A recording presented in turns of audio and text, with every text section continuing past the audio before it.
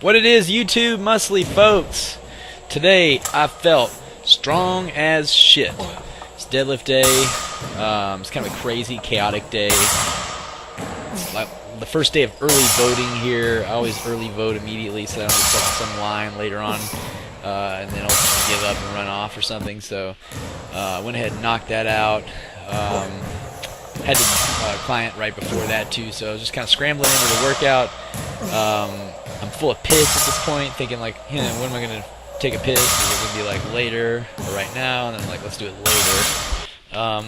Which comes into play in that on the heavy set on the deadlifts today it was 260, right? I figure a vote's worth 20 bucks at this stage of the game. Technically it's a 1+ because I got a really conservative programming on my Windler right now. But I got 12 reps, and I feel like that for me is a pretty strong pull. I feel like it's starting to be time to look at possibly setting PRs in the deadlift again soon, because that having come back from kind of not really being in a position to progress on it as much as everything else, it feels good today because this 12 reps does feel like and it didn't feel, like if I'd been more mentally like focused, I could have probably pulled 2 more reps. I lost a little bit of form on 1 or 2 of the reps, which probably fatigued me out a little bit more necessary. Not in the lower back, but I kind of got a little upper back rounding because I didn't have my upper back. And there I was like shooting hips and stuff. So this form was starting to break down a little bit due to lack of focus, and that was kind of interfering with how many reps I could have done. And I still had grip strength left. I still had, more pulls than this. So I feel like I could set a PR pretty soon on the deadlift. I feel a lot stronger on it than I have in a while. Another aspect to that is I used to do these really crazy deadlift workouts where it was like 315. I would come in, it would be like only deadlifts that day pretty much. I would do maybe some abs after. And it would be maybe calves too, just because I wouldn't have to do it on some other day. I would pull 315 like 20 times, and I would, just as however quick I could, which would not be very quick, like 20 minutes, because I could do like 4 and maybe 1 set, then maybe 3, then maybe 2, then a bunch of 1s. I had to wait a while between the 1s. And then I would do 275 for a 5x5. And it was just totally nightmare by the end of it all. And after that, I was just kind of mentally worn down. I didn't feel like it was sustainable. I felt like I was definitely going to break something sooner or later if I kept that up. But I did keep it up for 3 months, right, while I was bulking pretty intensely. And I put on some muscle, seriously, during that time. And then, so I backed off, started doing Windler 531. I had great gains with that, crazy gains on all my other lifts, not really the deadlift. I feel like at the amount of strength I had on the deadlift versus everything else, that if I kept progressing the deadlift, it was going to cost me progressing on anything else. And that I'll probably get further up in the deadlift if I put aside progressing on it and just, kind of did a conservative thing so I could really get my form tight, and then focus more on progressing on bench press and overhead press and squats. Front squats at least, because that's the one that my body, due to the way my hips are and they like to butt wink, it's the one that's I can go heaviest on, safest. But the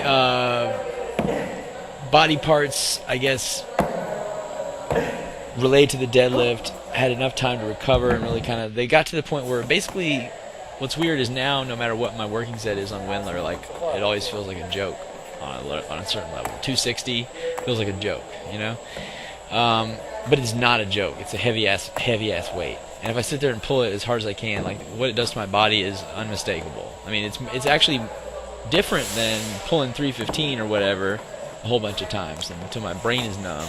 That's the way I felt after those workouts. I felt real sore, and like my brain was just numb. Like I couldn't think, I didn't care to think, I didn't have feelings anymore. I was just like pulverized and yawning all the time, loaded with stress. And I feel like for 3 months doing it was a good idea, but stopping was very important in it being effective.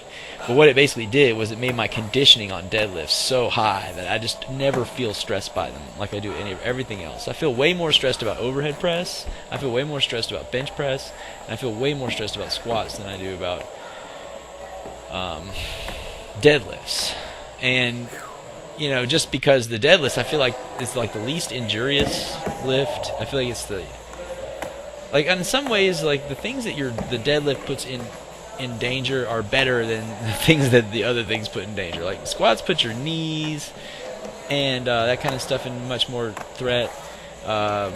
Bench press puts your shoulders, which are wimpy as hell, and so does overhead press, at threat. And your shoulders are like a risky-ass, floppity, unstable organ joint that's meant to give you a massive range of motion so you can spin it around, do all kind of wild stuff with it.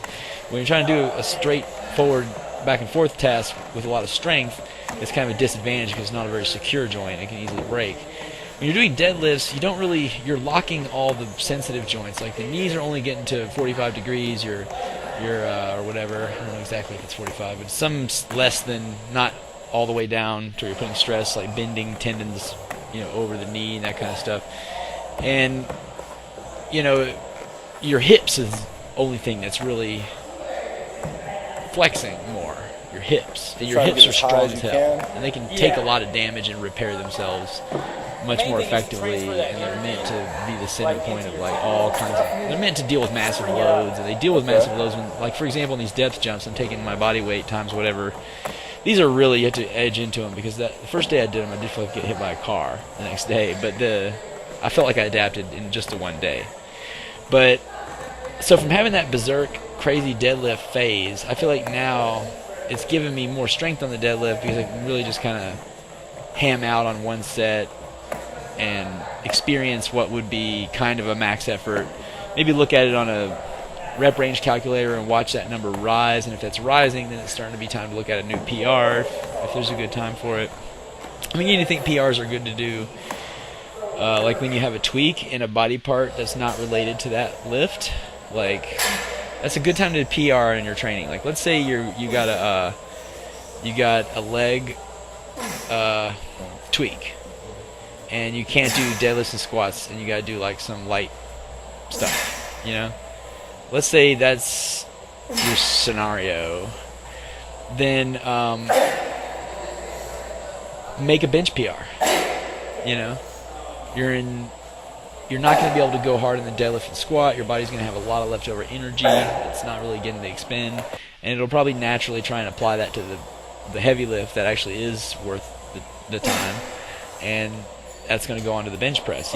You'll have a best chance of getting your PR. I mean, I pushed 225 on the bench during a time when I had tweaks in my legs, and I was skipping squats and deadlifts that week in favor of lighter stuff. So, like, and let's say you had a tweak in your shoulder, maybe that's the time, if it doesn't aggravate squats and deadlifts, which is probably least likely to aggravate squats unless you, depending on which bar position you use, and then on deadlifts, depending on whether or not you're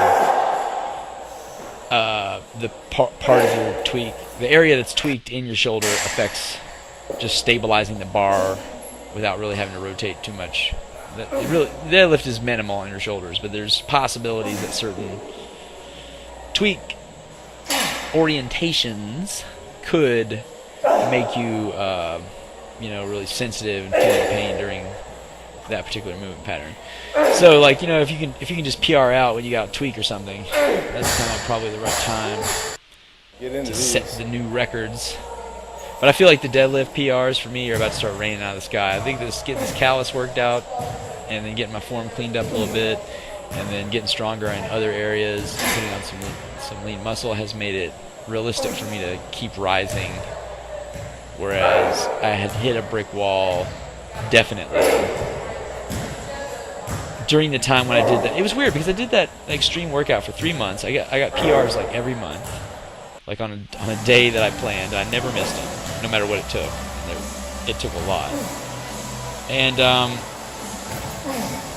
so it was, the edge of my strength all the time. I didn't go up on any of my other lifts. And I think I was just kind of neurologically training strength, like experiencing weight. I wasn't really necessarily doing enough recovery to where I could, like, although I did make muscle gains crazy hand over fist during that time, and I was eating 3,600, 3,700 calories, which I think is starting to be the sweet spot for me. It's what I'm eating right now, and I'm going up in strength. So I think when you're going up in strength, that's when your calories are set, Although you could probably go up in strength at even higher and higher and higher levels. But I do feel like there's a level, like 3750, for example, I felt kind of sweaty all the time, and just like I had too much extra stuff growing that might have not been muscle. Whereas at 3,600, I just feel like my strength's going up. I got great energy. If I get tweaks in something, they recover by the next day. Whereas when I'm in a deficit, they recover in like 2 or 3 weeks. So success, man. I like the calorie level. It works great for me. Like, comment, and subscribe. I sure do appreciate all your time. Peace.